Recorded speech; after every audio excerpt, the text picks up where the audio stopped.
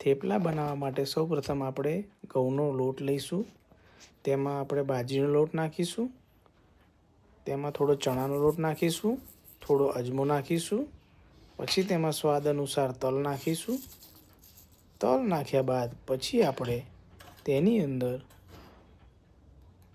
હળદર નાખીશું. પછી તેમાં લાલ મરચાંનો પાવડર નાખીશું. પછી તેમાં સ્વાદ અનુસાર ધાણા જીરું ઉમેરીશું. આ ઉમેર્યા બાદ પછી તેમાં સ્વાદ અનુસાર મીઠું નાખીશું. મીઠું નાખ્યા બાદ પછી આપણે તેમાં લીલા લસણ સ્વાદ અનુસાર નાખીશું અને થોડી કોથમીર નાખીશું. પછી તેમાં આપણે લાલ મરચાં, લીલા મરચાં, આદુ લસણની પેસ્ટ નાખીશું.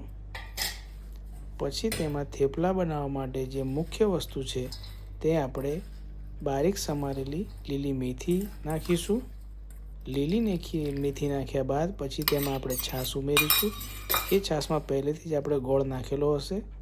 પછી એમાં આપણે જરૂર પૂરતું ઓઇલ નાખીશું.